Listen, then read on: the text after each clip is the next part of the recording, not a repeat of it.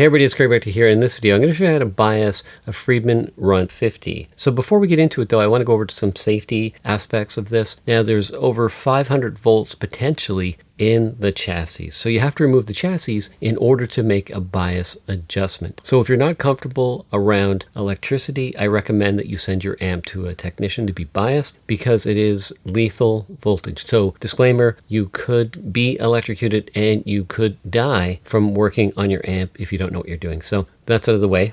Okay, we'll get into it here.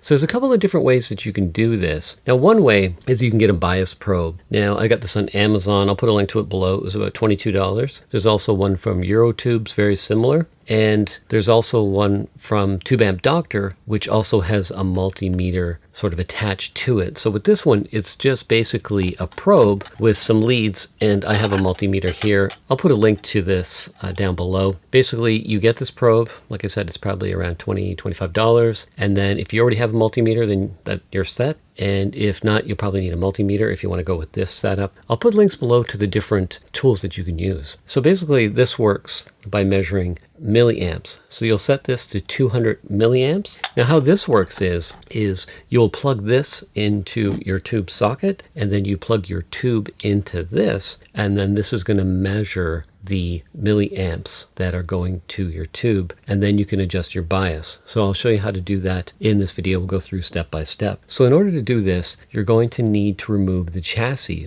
and there's 4 bolts on the bottom. Once you take those out, it'll allow you to pull the chassis out. So a couple steps: you'll have to remove the back panel of the amp, then you remove the chassis, then you attach this to one of the tube sockets, you put your tube in that you want to bias, and then if it's not within the range, and we'll cover the range in this video, then you make a bias adjustment, and I'll show you how to do that. All right, a couple of safety tips. Make sure that you take off any jewelry, so that would be rings or watches.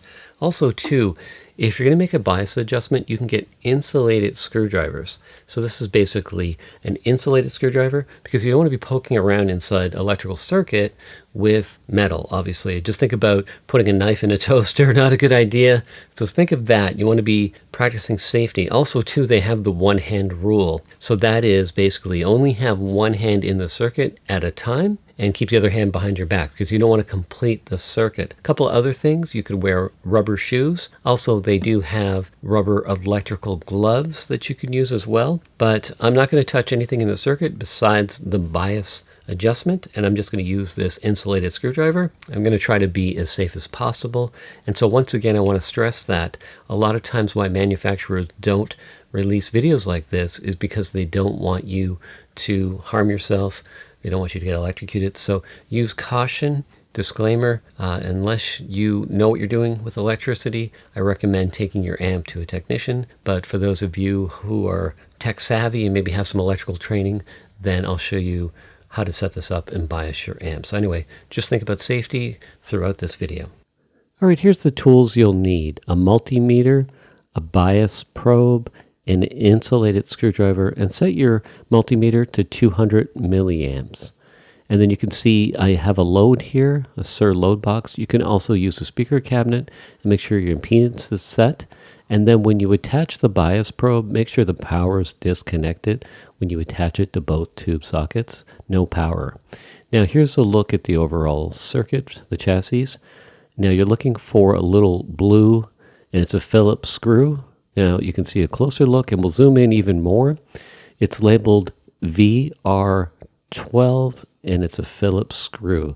Now you'll see in the next shot, I have the chassis on a table so that I can reach up on the table. If you look to the right, I can look at the bias probe and then just reach up under the table to adjust the screw. See the little arrow there? That's where I was making the adjustment from below. All right, thanks for watching this video. If you found it helpful, hit that like button. And also, if you're not already a subscriber, hit that subscribe button right now. Now, if you have any comments or questions about anything I covered in this video, you can ask them down below. Also, everything I talked about in this video, I'll put links to those in the description box below so you can find out more about those in the description box below this video. So once again, hit that like button, subscribe, and I'll see you in the next video.